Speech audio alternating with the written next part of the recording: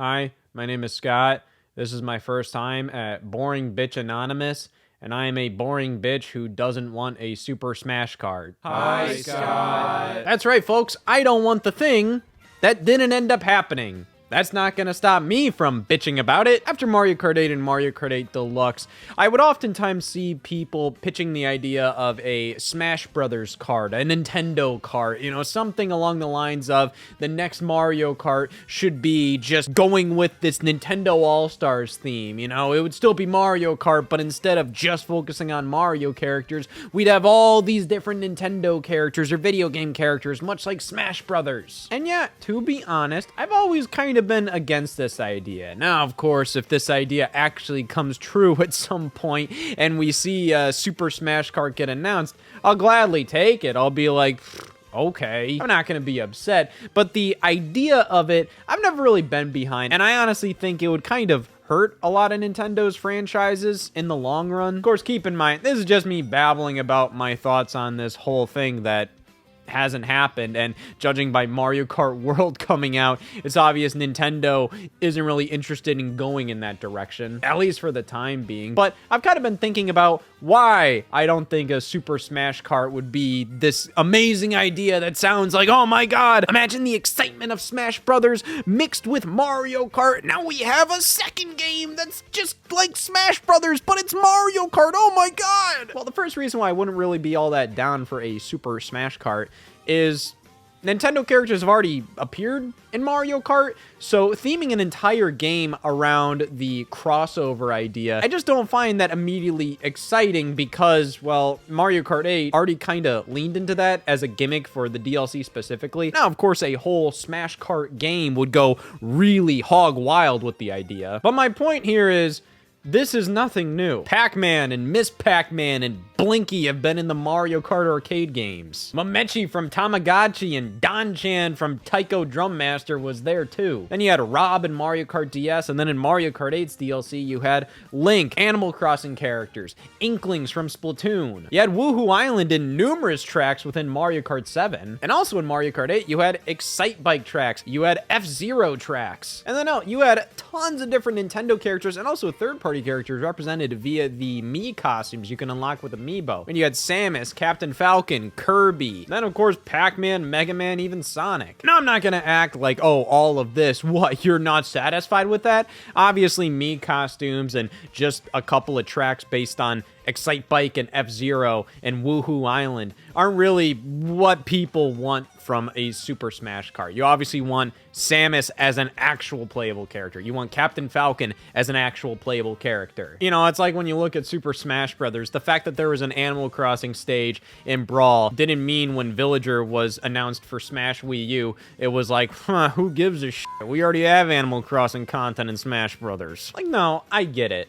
But I do feel like some people were looking at the direction Mario Kart 8 was taking and feeling like, oh wow, this is obviously going to lead to something greater. When in reality, I think Mario Kart 8 leaned heavily into the crossover content, specifically with the DLC and some of the additions with Mario Kart 8 Deluxe with Inklings and the Splatoon stage for the battle tracks. I think they leaned into that so heavily because they needed to do something unique to market the DLC as something kind of special. And the characters they chose as playable characters were all in-house Nintendo IP. And on top of that, they were characters that obviously kind of worked with the Mario Kart 8 art style as it was. Like Villager and Isabelle work just fine as Mario Kart characters. Inklings work pretty fine as Mario Kart characters. Link is probably like the most out there inclusion, and even then they tweaked him up to kind of look pretty spot on alongside the rest of the Mario crew. The thing is, at that point, Nintendo could have gone way further with the crossover content in Mario Kart. They could have made so many more Nintendo characters or whoever the hell else they want playable in Mario Kart 8, and yet they didn't. Because these characters at their core are guest characters. There's a reason why there's only a handful of them in Mario Kart 8, and that's the most we've ever gotten. In Mario Kart DS, we had Rob, and that was the only guest character in that game, and even then, Rob is just kind of like an out there inclusion. Rob isn't really a part of his own franchise. It's just kind of like a weird, this is like a Nintendo accessory, we're just gonna make him a character. You had guest characters in the Mario Kart arcade games because those were developed by Namco. They are Namco games, so of course, yeah, sure, throw some Namco Namco characters in there. It may be an official Nintendo product, but the Mario Kart arcade games are barely ever acknowledged by Nintendo. They're probably just like, yeah, sure, throw Pac-Man in there. We're cool with that. Mario Kart 8 obviously went the hardest, but even then, they showed a lot of restraint with who they were putting in here. And I don't think that's because, oh boy, we better save our big guns for a Super Smash Kart game, and then we'll throw all the Nintendo characters in there. I think Nintendo is very serious about Mario Kart being Mario Kart. And I think they introduced guest characters because, well, hey, guest characters are fun, but you can't go all in on the guest characters because then Mario Kart ceases to become Mario Kart. And I think that would not only severely hurt Mario Kart's identity as a franchise, but also Super Smash Bros. Identity as a franchise as well. Because if we're gonna do a Super Smash Kart, f it. Why not turn Mario Party into Super Smash Party? And it's just a bunch of Nintendo characters. Why not make Mario Tennis that? Hey, at that point, why not put random Nintendo characters into Kirby Air Riders too? Because f it, I mean, everybody loves all these different Nintendo characters. Why limit Kirby Air Riders to just Kirby? Same with like Hyrule Warriors. Wouldn't it be fun if like you could play as like Captain Falcon in Hyrule Warriors? Yeah, it's mostly a Zelda thing, but Mario Kart's mostly a Mario thing. And then we put Zelda characters in that. F it, why not? Let's just throw all these Nintendo characters in all these different franchises. While I do agree that the concept can be fun, and I'm not against the idea of crossovers in every franchise, obviously it's kind of fun to do that sometimes. But the idea of turning Mario Kart into that, I just don't really think that would be the healthiest thing for Mario Kart. Because to finish my first point, guest characters have consistently been a part of Mario Kart in prior entries, so making an entire game about guest characters, well, it would be pretty different, and it could be very fun and exciting. It's nothing new. It's nothing new in terms of video games. We've already seen that with Super Smash Bros. And plus other kart racers like Sonic Racing Cross Worlds. Hell, like Nickelodeon's done that with their Nickelodeon kart racers. There's a fucking DreamWorks kart racer game. You know, like it's just like, this isn't a new concept. Even outside of kart racers, it's not a new concept. Smash Brothers already exists. We already have a Nintendo crossover, video game crossover experience. And like, how many more characters would you add in a Super Smash Kart? We already have Link, Animal Crossing characters, the Inklings.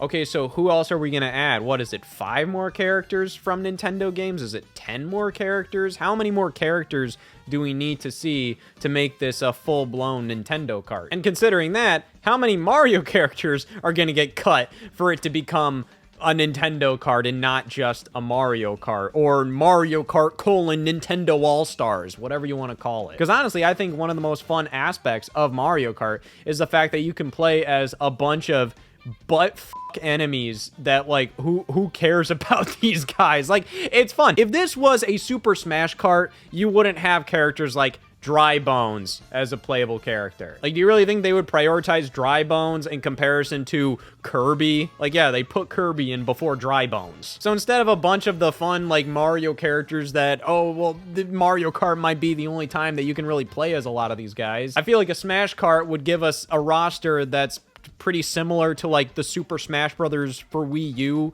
base roster. Maybe with some of the third-party characters, maybe without some of them. Maybe get rid of a couple of the Fire Emblem characters. Maybe all of them. I don't know. I don't think Fire Emblem characters would make great Mario Kart characters. There, I said it. Oops. And yeah, that's a very diverse roster, and these are some amazing characters who I very much like seeing in games. But I've already seen them in Smash Brothers. Like, they're already very well represented there, with movesets that represent their characters very well. Do I really need to see them on a go-kart? Because the beautiful thing about characters appearing in Smash Brothers is the fact that they have these very deep movesets with references to their various games. What are you really gonna do with them as a character in a go-kart racing game? Yeah, when they do tricks off of ramps and stuff, they can do a little reference to a game here or there, but it's not really gonna feel like, oh wow, I'm really controlling this specific character in this game. Like, it's not going to be the same seeing a Nintendo character in Mario Kart compared to seeing a Nintendo character in Smash Brothers. Like, Villager in Smash Brothers is a very unique character that feels ripped right out of Animal Crossing. You have so many moves that call back to Animal Crossing. It feels like, oh, this is a character from Animal Crossing, and now I'm fighting with him. That's a very exciting feeling. the villager just feels like any other fucking Mario Kart character in Mario Kart. They have some cool animations that reference Animal Crossing. I like the villager in Mario Kart, but it's not the same. So theming an entire game around this, I don't think is going to work very well. That is, unless you go fucking stupid with it like Sonic Racing does and you have fucking SpongeBob and fucking Hatsune Miku in the game. But it's like, again, like, okay, Sonic's already done that. So what? Mario Kart's just gonna do that too? But of course, I haven't really mentioned the track potential here where, oh, you would have like all of these different Nintendo tracks represented. And in my opinion, while that would be cool, you know, like the initial idea is very cool, I'd fear that it would stifle creativity a lot, because instead of trying to create the most wacky fun track you can possibly create for the new Mario Kart game, you'd instead be restricted to the boundaries of each of the franchises you're trying to represent and honor via these tracks. To be fair, the Zelda and F-Zero tracks are some of my favorite tracks in Mario Kart 8. But at the same time, if we had 12 more tracks just like that, I honestly feel like that would make the Zelda and F-Zero tracks far less special. And it'd be less likely to get crazy ass tracks like Squeaky Clean Sprint, where it's just like, oh, you're in a bathroom. Instead, we would have to go for like, okay, a Kirby track, and it has to adhere to the Kirby franchise. You can't do anything that insane, and it's just gonna be a bunch of fan service, which is cool. I love fan service, but we already get a lot of that with Smash Brothers. And you already get fan service for Kirby games in Kirby Air Riders. And like I said, imagine if they just said, f it with Kirby Air Riders and like, oh my god, we're just gonna throw fucking Mr. Game & Watch in here. Which, doing all of this would make Smash Brothers significantly less special. Smash Brothers is an event. And that's because we only get one per generation, and a character getting into Smash Brothers is almost seen as like this honor to its legacy. Like, oh my god, this character was big enough and impactful enough to become a fighter in Smash Brothers. That's incredible. The reveals are always impactful, but then you get to see like, oh my god, what's this character's moveset, and see all these little elements. What makes this character special represented in a very specific fighting game moveset? You know, a Smash Brothers character is meant to feel like, oh my god, I'm playing as this character in this fighting game. It's meant to feel like exactly like that character. So imagine if you got those reveal trailers for Mario Kart, where it's just like, holy shit, Joker's in Mario Kart now. Okay, well, like I said, you're not gonna get that same kind of moveset feel. Like, it's just gonna be like, okay, Joker's gonna doing a trick. It's just like maybe do a little reference, jumping in the air or something.